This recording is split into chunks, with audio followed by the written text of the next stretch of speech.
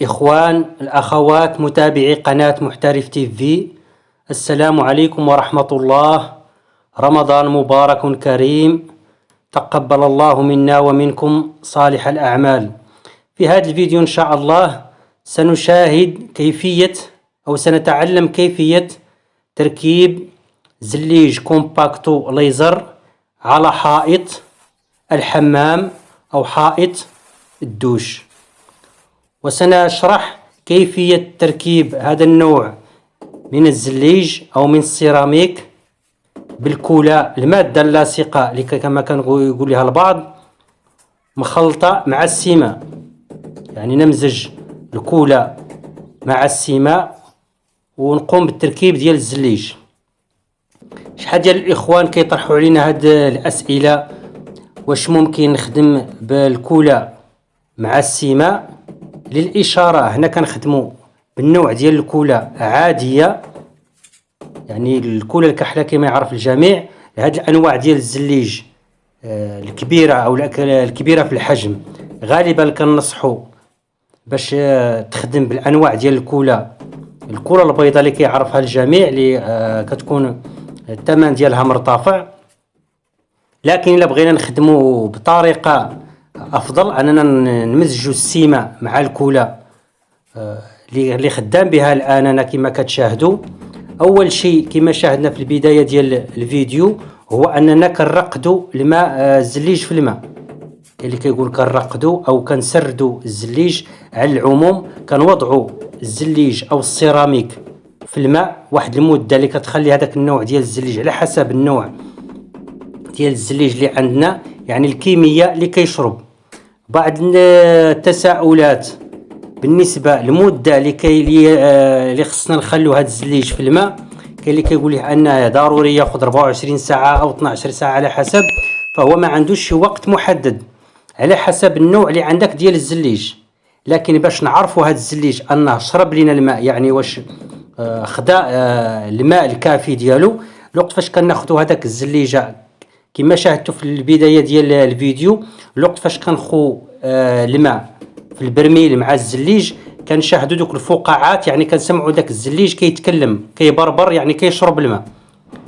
الوقت فاش ما بقاوش هذوك الفقاعات كيطلعوا كنعرفوا ان هذا الزليج شرب. يعني على العموم 3 ديال الساعات كافيه لهذا الزليج باش يشرب كيف ما كان النوع ديالو. يعني حتى شي شخص يقول لك انه لا بد يبات في الماء، انه ياخذ 24 ساعه او 12 ساعه، فلا، ف3 السوايع كافيه، لانه هو غادي يشرب واحد القدر ديال الماء اللي يكفيه فقط، غادي يبقى مطروح في الماء، ولكن محطوط في الماء. ولكن الا خرجناه من الماء، فهو لو خدا 24 ساعه وخرجناه من الماء جلس خارج الماء واحد 3 ديال الساعات او ساعتان وهو واقف، فيجب عليك باش تردو تاني الماء لانه كينشف. كما قلت الا غادي نخدموه بالكولا ومخلطه مع السماء فنسردوا الزليج، يعني نرقدوا في الماء حتى كيشرب مزيان، ونرشوا الحيط ديالنا كما كتشاهدوا، ونخدموا بهذه الطريقه. المساله الثانيه اللي غنتكلم عليها بالنسبه لهذه الانواع ديال الزليج، غالبا كنخدموهم بهذا النوع ديال البياس اللي كناخذوا به المقص او اللي كيشد لنا الكيليبر ديال الزليج العبار ديالو في الطريقه ديال التركاب. لان عندنا الانواع ديال الزليج اللي كيكون الاحجام ديالها كبيره دائما كتحتاج لهذه الانواع ديال البياس باش نخدموا اللي شاهدناه في الفيديو السابق. بالنسبه لي انا هنا خدمت بدون هذاك البياس باش ما يكونش عندي هذاك الجوان او هذاك الفراق بين الزليج، باش تكون عندي الطريقه ديال الخدمه الشكل ديالو بحال الشكل ديال الرخام. لان مادام هو كنسموه زليج ليزر، فمن الافضل بالنسبه للديكور ديالو نتوما غادي تشاهدوا في النهايه ديال العمل، الافضل انك تخدموا بهذه الطريقه. هو كتكون طريقه صعيبه في الطريقه ديال التركاب، لكن كما كتشاهدوا معايا الفيديو انا كندير شرح عملي طريقه باش كنركبوا هذه الانواع ديال الزليج من غير اننا نسردوه ونديروا الكولا مع السماء. دائما كنديروا الكولا في الحائط ثم كنديروا الكولا في الزليجه، يعني كنديروها وانتم شاهدتوا الفيديو في كيفاش خدام انا، يعني شرح عملي باش يتضح لكم الامر. كندير الكولا في الحائط ثم كندير الكولا في الزليجه بالمشطه كما كتشاهدوها، نقاد العبار ديالي باش يكون عندي هذاك البيسوج ديال الكولا يكون غليظ باش يخلي ليا كيفاش نقاد الزليج. للاشاره انا هذا النوع باش خدام ديال الزليج كما قلت في السابق كومباكتو ليزر ديال الحائط ديال الدوشات او ديال كيتخدم حتى للكوزينات. هذا النوع ديال اسبانيا يعني من احسن الانواع ديال الزليج، يعني النوع ديال اسبانيا بروميان شوا او الفرز الاول كما كتشاهدوا هنا في هذا اللي مكتوب في هذا الخاوي ديالو او الباكيه ديالو، النخب الاول الى اخره، الحجم 90 على 30 90 سنتيمتر على 30. يعني جميع المعلومات كناخذوها اول شيء قبل تبدا التركاب دائما ديال الزليج. كنصح الاخوان او الحرفيين باش ناخذ هذه المعلومات على هذا النوع على اي نوع ديال الزليج بتخدم فيه، واش فيه الاحجام ديالو ياك ما مختلفه الاحجام ديالو، ياك ما فيه الكبير والصغير، بالنسبه للحجم ديالو، يعني تاخذ جميع المعلومات باش تعرف كيفاش تخدم فيه. لان كاين بعض الاحيان كيكتب لك في العلبه ديالو ان هذا الزليج يجب خاصك تخلطه من جميع، لان كيكون اختلاف فيه في الالوان واختلاف في الاحجام، فكتاخذ هذوك النصائح وكتخدم بها. كتعرف ان هذا الزليج مثلا فيه الكبير والصغير، كتحاول دير له اما تخدمه بالجوان يعني كتخلي دوك الفواصل يكونوا كبار شويه بين الزليج الى اخره. ومن خلال هذوك المعلومات اللي خلاتني حتى انا الان كنخدم به بدون ما خليت له الجوان، يعني قتلته الزليجه ميته مع الاخرى، يعني محطوطه مع الاخرى ما خليت الجوان. لان هذا النوع ديال الزليج كما قلت في السابق من الانواع الجيده او الاحسن، من احسن الانواع ديال الزليج، لان زايده شويه في الاثمنه، لهذا خلاني ما نخدمش بها الجوان. ومع ذلك كما كتشاهدوا الطريقه ديال العمل يعني غاديه في احسن حال الحمد لله. ما لقيت مشكل في الجوان، يعني الجوانات ديال الزليج كلهم متناسقين كما كتشاهدوا في النهايه ديال العمل. الجوان ديالو ملي درنا له الماستيك وتفينا بالماستيك، الطريقه ديال العمل ديال هاد الانواع ديال الماستيك ديما كنمزجوا بين الكولا الخاصه او السيمه الماستيك الخاص بالزليج، كنخلطوه مع السيمه البيضاء وكنخدموا بهذه الطريقه. وهذا الشيء شرحناه في القناه الرسميه قناه محترف الزليج. اللي بغى يطلع على هذا الفيديو اللي ما مطلع على قناه ديالنا الرسميه قناه محترف الزليج، ففيها الفيديو ديال كيفيه عمل الماستيك يطلع عليه. وانتم كتشاهدوا النهايه ديال العمل اللهم بارك. هاد الانواع ديال الزليج كتطلب شويه ديال الوقت في الطريقه ديال التركاب باش تقوم بها بالتركاب بلا بياس الى اخره، وكتعمل الكولا في الحائط ثم تعمل الكولا في الزليجه. الحرفيين هاد المساله كيعرفوها. انت كتشاهد معايا الفيديو فضلا منك وليس امر منا، اشترك معنا في القناه وعمل لنا زر الاعجاب تشجيع لنا للاستمرار. ولا عندك اي تساؤلات في هذه الامور ديال التركاب ديال الزليج، او عندك شيء بالنسبه لك كحرفي عندك شي تعقيب ولا شي امور، فخليه هنا في التعليقات غادي نجاوبوك. بالنسبه للاسئله اللي كطرح علينا غالبا في التعليقات من خلال القناه الرسميه او قناتنا الاحتياطيه هذه، الاخوه اللي كيسالوا على الاثمنه ديال التركاب ديال الزليج، دائما الاثمنه كتبدا من على حسب كما قلت المدن وعلى حسب الانواع ديال الزليج، كتبدا من 30 درهم حتى ل 50 درهم وما فوق. مثلا الانواع ديال الزليج اللي كتكون الحجم ديالها كبير الاثمنه ديالها مختلفه على مع الانواع ديال الزليج العاديه، يعني هنا فين كيكون لي اختلاف.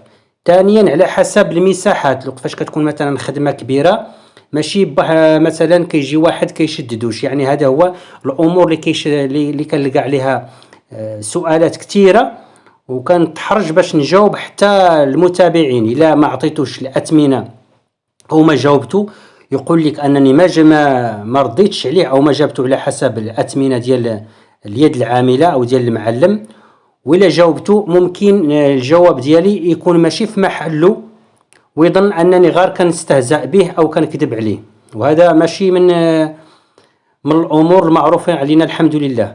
لهذا بنحاول نوضح لك اخي الكريم، دائما اختلاف الأثمنة على حسب الحرفيين بيناتهم، وعلى حسب المدن، وعلى حسب هادشي الأمور كتلعب شحال ديال عندها شحال ديال الفرق في الأثمنة. لهذا كنقول لك أنها كتبدا من 30 درهم حتى ل50 درهم. يعني هذا هو الأمور اللي كتخص الأثمنة. ثانيا كيكون بالنسبة كتشاهدوا هنا حنا خدمنا هنا بالشفرج، يعني ما خدمناش بالباكيت. هاد الأنواع ديال الخدمة ثانيا عندها الأثمنة ديالها خاصة. مثلا الباكيت إلا عنده ثمن، والوقت فاش ما كنخدموش بالباكيت، هذا ما كيعنيش أننا ما خدمناش بالباكيت، يعني ما كيتحسبوش هذوك القنوت، لأن كيتقطعوا. كنقوموا بالتركاب ديال أو بعمل الشفراج من خلال الليمون أو الصاروخ كما كيقولوا لها الإخوان في الدول العربية. والخدمة ديال هاد الأنواع ديال الزليج الكل كيعرف بأنها خدمة كتكون صعيبة. كل ما كان الحجم ديال الزليج كبير كيتطلب أول شيء أنت كحرفي، وهذه المسألة غادي يعرفوها الحرفيين غالبا، الطريقة ديال التهيئة ديال الحيط أو عمل الدريساج ديال الحيط، فتركز مزيان أنه يكون دريساج مزيان، يعني أنك تحاول تعمل التهيئة ديال الحيط وتعملو ميزان. وهذا الشيء تكلمنا عليه أن جميع الأنواع ديال الزليج، لا بالنسبة للحائط ولا بالنسبة للأرض. حتى الأرض إلا عندك زليج لأنواع كبيرة من الزليج، فحاول تعمل الأرض ميزان. نفس الشيء بالنسبة للحائط. الإخوة اللي كيتساءلوا على حساب زليج ديال الأرض واش حتى هو ضروري باش يتفزق في الماء أو يترغن في الماء، على حسب الأنواع ديال الزليج. لكن غالبا الزليج ديال الأرض بحال ديال الكومباكتو اللي خدمت بها أنا سابقا في الأرض، فالتربة ديالو كتكون قاصحة، يعني ما كتشربش الماء، فهذاك ممكن تخدم به بدون بلا ما تسردو، بلا ما تزيدو بالماء. فقط الوقت فاش غادي تضيف باش غادي تخدم، حاول تخدم بالكولا. وحتى إلا كنت غادي تزيد السيمة للكولا، والأفضل ما تزيدهاش إلا غادي تخدم بالزليج ديال الأرض،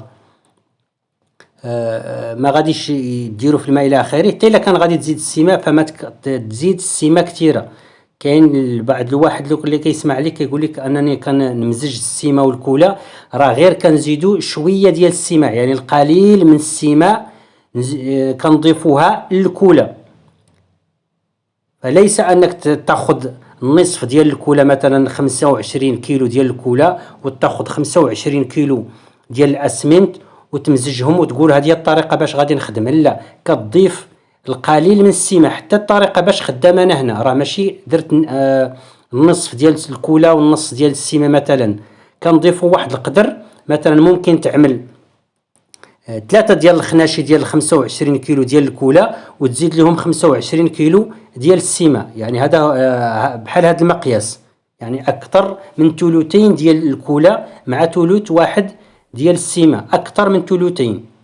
يعني كما قلت 3 د الخناشي مثلا ديال الكولا ديال 25 كيلو، وتضيف لهم المقاس ديال الخنش ديال 25 كيلو ديال السيمه، يعني النصف ديال الخنشه او النصف ديال الشكاره ديال السيمه، حتى ما يسمع المشاهد الكريم بانني قلت له يزيد القليل. كاين اللي كيعمل حتى يضيف السيمه اكثر من الكولا، فهذا خطا. ودائما كما كنقول انا كنتكلم هنا الوقت فاش كنقول لك هاد النصائح وهذا الشيء اللي كنقول، هذا طريقه باش كنخدم انا كحرفي. وبالنسبه للمعلومات والتجربه اللي عندي في هاد الامور هذه، انت الا عندك انواع ديال الكولا ماشي هذه باش خدام انا، او عندك طريقه اخرى ولا معلومات اخرى، فهذا ما كيعني انني كنفرض عليك ولا كنقول لك شي حاجه اللي هي سميتو. هذا رايي انا، والراي ديالك انت، كل واحد كيتحترم الراي ديالو والطريقه باش كيخدم. غير اللي كنقول لك انا راه الطريقه باش كنخدم هي هذه، والسنوات على حسب التجربه والمعلومات اللي عندي هي اللي كنحاول نشارك معك اخي الكريم، سواء كنت حرفي او في الدومين ديال البناء. فانا كنحاول نشارك معك واحد التجربه اللي عندي. ولا عندك اي امور باش تفيدنا وتفيد المشاهد الكريم، فحتى انت شاركها معنا. ونتمنى الفيديو ينال الاعجاب ديالكم، وما تنسوا مرة ثانية دعمونا بزر الاعجاب والاشتراك في القناة دعما لنا. واستودعكم في الله، الذي لا تضيع ودائعه.